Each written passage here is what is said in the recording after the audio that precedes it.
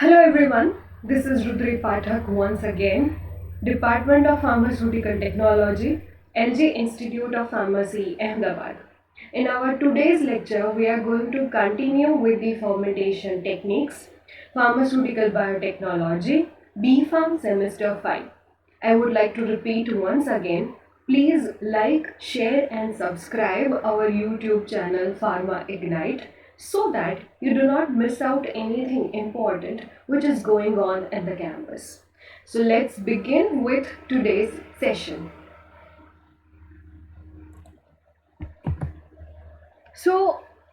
In today's lecture, we are going to continue with the equipments of pharmaceutical biotechnology fermentation techniques. In our last lecture, we talked about what are the basic parts of fermentation equipment. We talked about there will be an agitator, then there will be baffles, then there are some spargers, then drain points, sampling points, temperature control systems, foam control systems, computer aided devices, everything. Now in today's session, we are going to discuss about what are the different kinds of equipments which are available in the pharmaceutical industry. We are also going to classify various fermentation equipments and for which kind of material what equipment is actually used. We are also going to discuss some FAQs, that is some important questions which are being asked in the GTU examination related to classification of equipments. So, how many types of fermentation equipments are actually available in the market? If we summarize everything, we will get two broad categories as you can see in the slide. The first and the simplest category is submerged or suspended system. And the second category is known as surface or supported growth systems. There is a subgroup of suspended or submerged system as well, that is mechanically stirred and forced convection types. Now, before we begin with detailing of each and every equipment, you must be knowing some terms. You should be keeping some terms in your mind so that you don't get confused. First of all, there will be a vessel in which fermentation will be carried out. Then term number two is microorganisms. The microorganisms which are actually utilized for preparation of the fermented product, right? Now these microorganisms will require certain growth materials so that throughout the fermentation cycle they get that enough amount of carbohydrates, proteins, ions, temperature control and everything. Now this is known as culture media, the media on which microorganisms are going to survive. Then there will be certain organic materials or substrates. Now microorganisms will convert these organic materials or substrates into the finished products at the end of fermentation cycle. So in nutshell, you need to remember four terms. First is the equipment in which the process is actually carried out, then the microorganisms, then the substrates which microorganisms are getting converted into the desired products, and then there will be culture media. Now culture media is the growth media or food material for microorganisms so that they survive throughout the fermentation cycle. Now, as you can see on the slide, the submerged or suspended category are further divided into two subcategories. First is mechanically stirred and second is forced convection. So let's begin with what suspended or submerged technology actually means. Now, in case of submerged system, what do we mean by the name submerged? That means everything will be inside the vessel throughout the vessel. So, microorganisms are actually dispersed throughout the fermenter chamber in the nutrient media. So, that is what we mean by the term submerged. There will be a vessel, and in the entire vessel, there will be nutrient media, there will be microorganisms, and there will be organic substrates. Okay, So there is no limitation. The entire chamber will be actually covered with these three basic elements. Now these submerged systems are actually classified into two categories, as you can see in the slide. First is mechanically stirred and second is forced convection. Now what is mechanically stirred? Now when you have added microorganisms, when you have added organic substrates, when you have added culture media, you need to mix them periodically. If you remember, we talked about this in our first presentation as well. You need to mix them so that there are no stagnant points or dead spots inside the chamber. Now, when this mixing is carried out with the help of an agitator, we call it as mechanically stirred design, which is considered as the simplest design. Now, what agitators do? Agitators provide homogeneity so that when you are actually sampling out of that chamber, you will get equal amount of nutrients distributed throughout the media, right? These agitators also make sure that the temperature throughout the media or fermenter is uniform. So these all aspects are taken care of by an agitator. They take control of these segments. Now, agitator will be having two parts. First is a shaft. Now, shaft is like a rod. Imagine this is your shaft, okay? And to this shaft, two paddle-like things will be attached, which are known as impeller. Imagine something like this. So this will act like an agitator. Now, if I place it in a fermentation media, if I place it in a fermenter and if I set certain RPM, it is going to move, it is going to mix the ingredients uniformly. Okay, but this basic and simple design has got one problem, as you can see on the slide. The entry point of agitators can cause the risk of contamination. Now, the entire fermenter chamber is closed, right? You have a chamber is closed at the top so that sterility is maintained, so that you all need to avoid the contamination of exodus microorganisms. But what will happen if you are having a closed chamber, and in that closed chamber you are entering your shaft, you are entering your agitator inside the vessel? Now this entry point will lead to excess of contamination of the final product. Okay, so this is how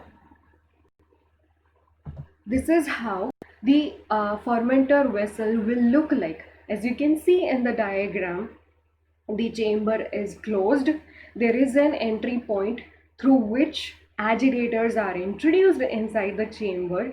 The yellow colored material which you can see in the diagram is a mixture of culture, microorganisms and organic material, which is actually mixed uniformly with the help of impeller blades. So this is how a stored tank fermenter, a simple agitator kind of fermenter, will look like.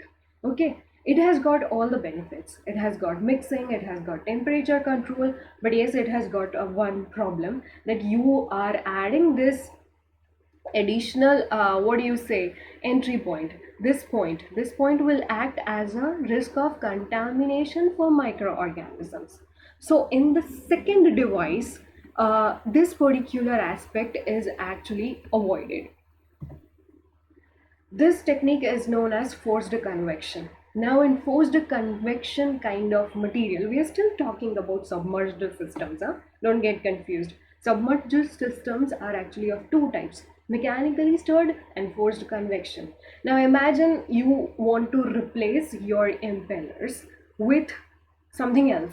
Okay, just replace your impellers, take out those impellers, and then imagine your fermenter. So tank will remain as it is, microorganisms will remain as it is, organic material will remain as it is, culture will remain as it is, but the impellers are actually replaced. You are taking it out. So if impellers are replaced, you need to add something inside the device which takes care of the mixing part. Okay, so to avoid the risk of contamination and to control the overall energy of consumption. Energy of consumption, why? Because the impellers, the shafts, are taking certain energy to rotate. Okay, the RPMs are a source of what do you say, energy consumption. So if you are replacing these impellers with something else, then ultimately the goal must be served that mixing should take place. Now this forced convector kind of fermenters are further divided into two categories. First is loop fermenter and second is deep jet fermenter. Okay, now in case of loop fermenter, gas is introduced in a separate device containing media and ultimately saturated. So what you had a fermenter vessel. Now imagine you have another vessel in which there will be introduction of gas in a separate media. Fermenter is also having some amount of culture media, but you are having another additional tank in which gas is introduced. It is mixed up with the media till the time the gas has saturated the media. Now this entire system will be further entered inside the fermenter tank. Now, because this is a forced process, you are entering your gaseous saturated liquid inside the fermenter tank with pressure. What will happen? It will lead to mixing.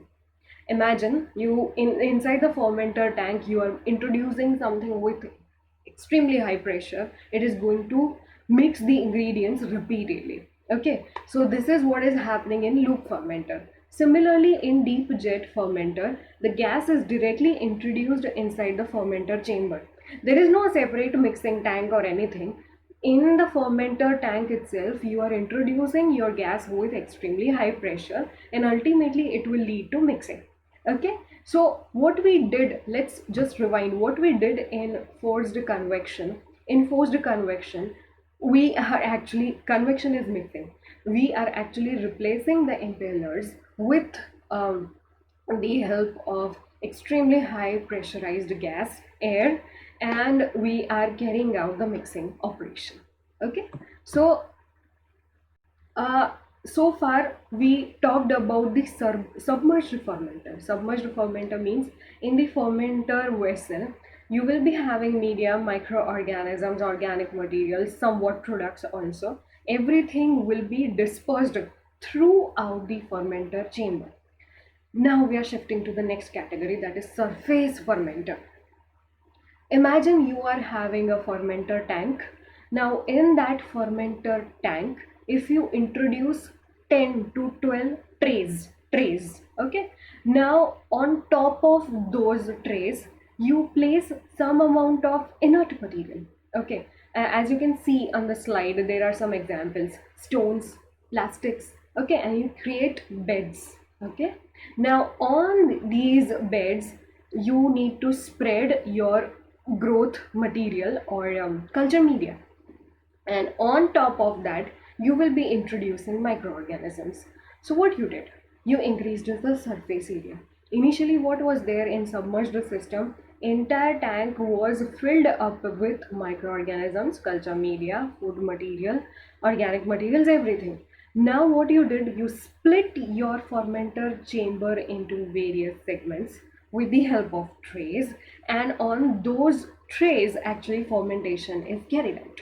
Take a look, it will look like this. Okay, so you are having a fermenter vessel. It is actually divided into various segments, beds are created, and on those beds inert materials are added. Okay, and on top of that culture media will be added, and culture media will be then added up by microorganisms which are going to convert your substrates into finished products. This is how it is going to look, and this is actually opposite of submerged system. This is surface system. Surface system means everything is happening on the top of surface which is created inside the chamber. Chamber will be there, fermenter chamber will be there, but on top of that there will be some segments. Now imagine in this situation, okay, Now what we have done, we have replaced the entire area into small segments. So overall surface area is actually going to increase. Okay. Yes, now this particular slide is extremely important where I have summarized the compare and contrast between these two opposite systems. Okay, the first system is submerged system where we what we call is a large variety of microorganisms are actually processed inside the same chamber.